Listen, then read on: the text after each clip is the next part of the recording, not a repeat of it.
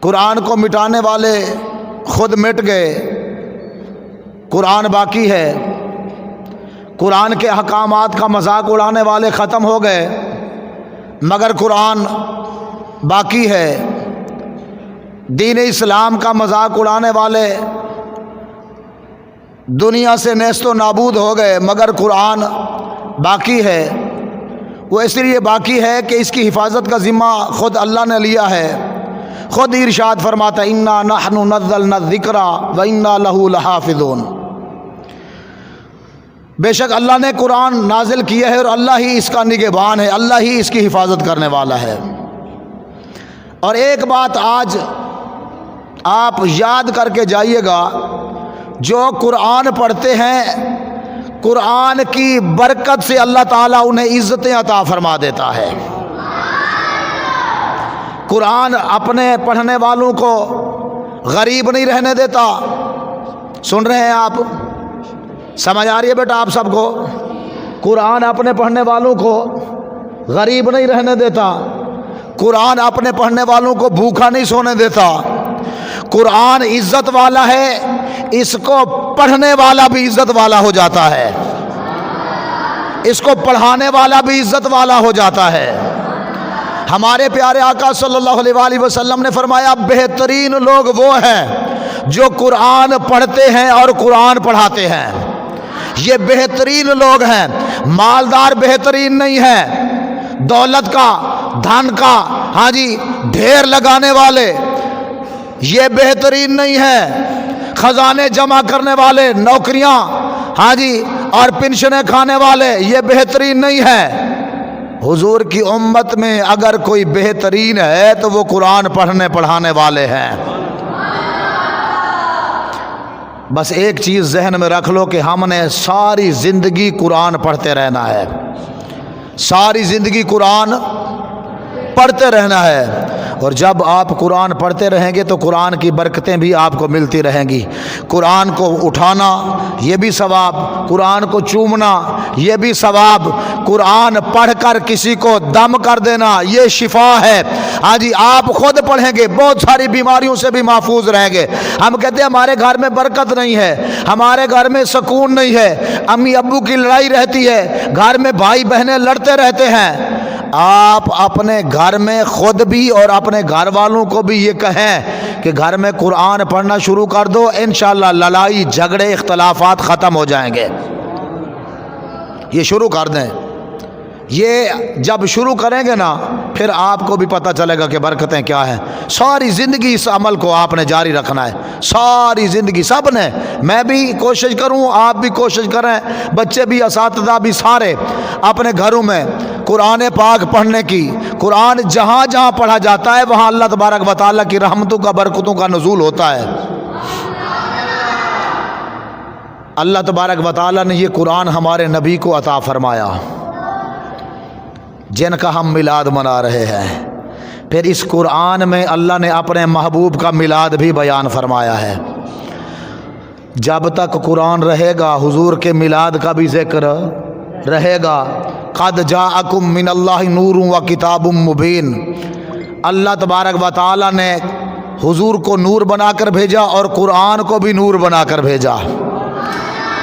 حضور بھی نور ہیں اور قرآن بھی نور ہے، یعنی روشنی والا قرآن ہے، نور والا قرآن ہے۔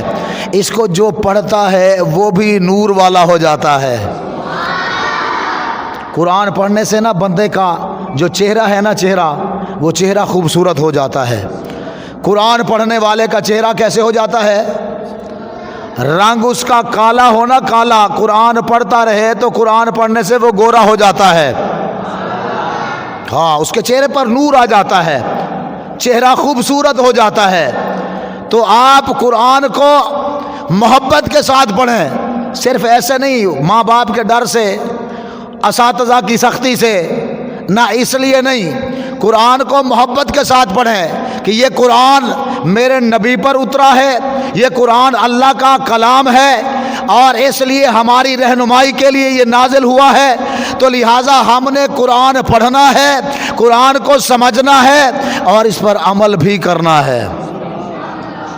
ہم نے ہی قرآن پڑھنا ہے۔ اس کے اندر نماز کا ذکر، ہر چیز کا ذکر ہے قرآن میں، ہر چیز کا ذکر ہے۔ آپ کو رہنا کیسے ہے اس کا بھی ذکر ہے، آپ کو زندگی کیسے گزارنی ہے اس کا بھی ذکر قرآن کے اندر ہے۔ اچھا مال کیسے کمانا ہے اس کا بھی ذکر قرآن کے اندر ہے۔ بچوں کی تربیت کیسے کرنی ہے اس کا ذکر بھی قرآن کے اندر ہے۔ جو میں نے آیت پڑھی تھی نا اس کے اندر اللہ تبارک و تعالی نے ارشاد فرمایا لقد کان لکم فی رسول اللہ اسوۃ حسنہ۔ اللہ نے ارشاد فرمایا کہ میرے محبوب صلی اللہ علیہ وآلہ وسلم کو نا اپنا آئیڈیل بنا لو۔ کیا بنا لو؟ بے شک وہ تمہارے لیے نمونہ ہیں، ایسی یعنی تمہارے لیے پسندیدہ شخصیات ہیں، ان کو اپنا آئیڈیل بنا لو۔ حضور چلتے کیسے تھے، اٹھتے کیسے تھے، بیٹھتے کیسے تھے، بولتے کیسے تھے، ہر چیز میں نا آپ پوچھا کریں، اپنے استاد سے بھی پوچھا کریں ہمارے پیارے آقا صلی اللہ علیہ وآلہ وسلم کا انداز گفتگو کیسا تھا۔ ہاں جی، پھر لطف لیا کریں اس بات کا۔ پھر یہ پوچھا کریں ہمارے آقا صلی اللہ علیہ وسلم چلتے کیسے تھے، پھر آپ سنیں جب اپنے استاد محترم سے تو پھر آپ کوشش کریں کہ جیسے میرے آقا صلی اللہ علیہ وسلم چلتے تھے اس انداز میں آپ بھی چلنا سیکھ جاؤ۔ آپ سیکھیں کہ حضور صلی اللہ علیہ وسلم بیان کیسے فرماتے تھے، تو پھر جب آپ اپنے استاد محترم سے یہ سنیں کہ حضور صلی اللہ علیہ وآلہ وسلم بیان ایسے کرتے تھے تو آپ اپنے اندر بیان کرنے کا شوق پیدا کریں کہ میں بھی اپنے نبی کے اس انداز کو اپناؤں گا اور بیان کر کے لوگوں کو سناؤں گا۔ حضور صلی اللہ علیہ وآلہ وسلم ملتے کیسے تھے لوگوں سے، ملنے کا انداز بھی سیکھیں، طریقہ کار بھی سیکھیں۔ ہاں جی، آپ صلی اللہ علیہ وسلم جب بات کرتے تھے آپ کا انداز کیا ہوتا تھا، نظریں ملا کے بات کرتے تھے یا نظریں جھکا کے بات کرتے تھے، یہ بھی آپ اپنے استاد محترم سے پوچھیں، کبھی پوچھیں بیٹھ کر استاد محترم آج ہمیں بتائیں۔ بابا جی، ہمارے بابا جی خادم حسین رضوی فرمایا کرتے تھے کوئی یار دی گل سنا ملا، نہ لمے پہنڈے پا ملا، نہ علماں وچ پھسا ملا، بس یار دی گل سنا ملا۔ ہاں جی، کبھی آپ کہیں استاد محترم آج حضور کے بارے میں بتائیں نا۔ اور صحابہ کرام رضوان اللہ تعالیٰ علیہ اجمعین کا یہ انداز تھا، وہ کہتے تھے آؤ یار دو چار مل بیٹھتے ہیں، آج بیٹھ کر نا ہم حضور کے خد و خال بیان کرتے ہیں، آؤ حضور کا حسن سراپا بیان کرتے ہیں، آؤ آج ہم اپنے آقا صلی اللہ علیہ وآلہ وسلم کا انداز تکلم بیان کرتے ہیں، آؤ آج آپ صلی اللہ علیہ وآلہ وسلم کا انداز محبتانہ شفقتانہ، آپ صلی اللہ علیہ وسلم کا حسن اخلاق بیان کرتے ہیں۔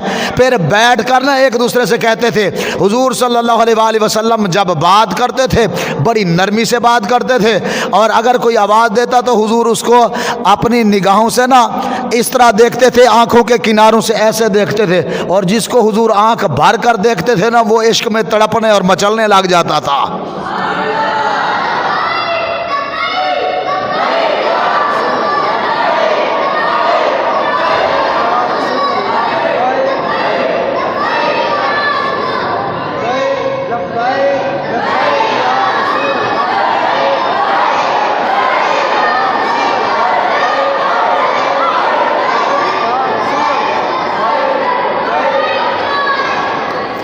اب میں آپ کو جی ماشاءاللہ آپ کا جذبہ ہے، اور میں بڑا خوش ہوا جب بڑے تو لگائے نعرے، لیکن جب چھوٹے بچے نعرے لگا رہے تھے نا لبیک یا رسول اللہ، قاری صاحب اللہ کی قسم میرے آنکھوں میں نا آنسو آنے لگے تھے کہ بابا جی نے نا جڑی گال کی تھی نا وہ مقصد پورا ہو گیا ہے، سچی بات ہے۔ ہاں جی، اور یہی تو بس تھا کہ آج دیکھیں وہ حضرت محظور حضرت بلال حبشی کی کر رہا تھا نقل، وہ کہتا ہے کہ بلال حبشی محمد عربی کا غلام ہے، اذان دیتے اللہ اکبر اللہ اکبر، اشہد ان لا الہ الا اللہ، اشہد ان لا الہ الا اللہ، اشہد ان محمد، وہ انگارے رکھے تو کہتے ہیں زبان پر جو ہے وہ اشہد کی بجائے اشہد، اس طرح کے بہرحال بزرگوں نے اس طرح لکھا ہے، اس طرح بھی تھا۔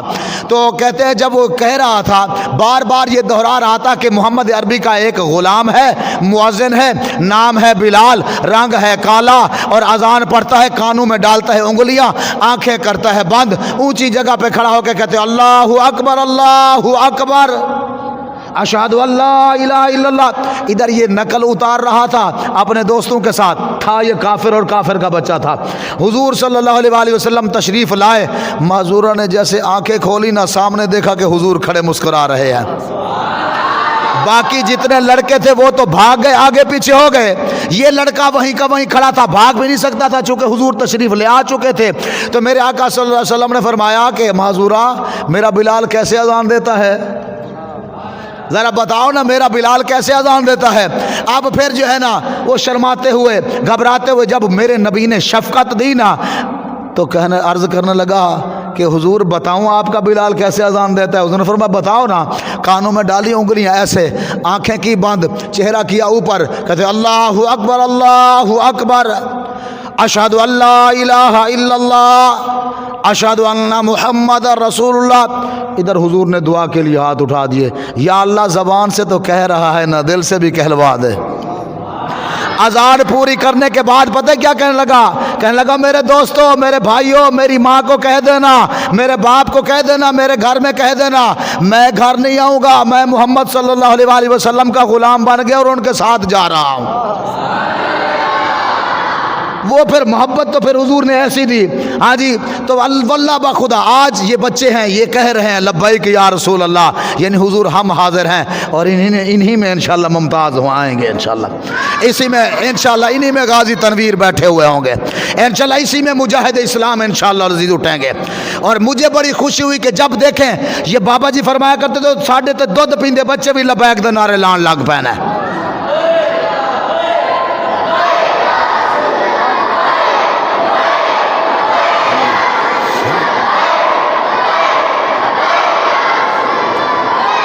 اور ایک بات ضرور ہے کہ انشاءاللہ یہ جو لبیک کا نعرہ ہے نا، یہ انسان کے جسم کے اندر محبت رسول کی گرمی ضرور پیدا کر دیتا ہے.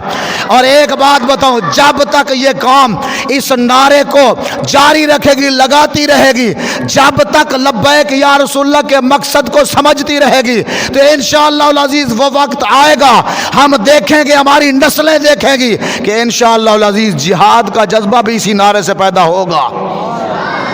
انشاءاللہ العزیز وہ وقت آئے گا انشاءاللہ جب پتہ چلے گا کہ مجاہدین اسلام پاکستانی فوج الحمدللہ جو ہے وہ جہاد کی کیفیت ان کے اندر، مجاہدین کا لشکر تیار ہو رہا ہے. ہاں جی، جہاد کی کیفیت بن رہی ہے، مجاہدین اسلام جہاد کی تیاری کر رہے ہیں. وَأَعِدُّوا لَهُم مَّا اسْتَطَعْتُم مِّن قُوَّةٍ کے تحت یہ تیار ہو رہے ہیں. پھر پتہ چلے گا انشاءاللہ ان میں کوئی جو ہے وہ کسی صف میں کھڑا ہوا ہے، کسی فوج کی صف میں، ہاں جی کوئی جرنل ہے، کوئی کرنل ہے.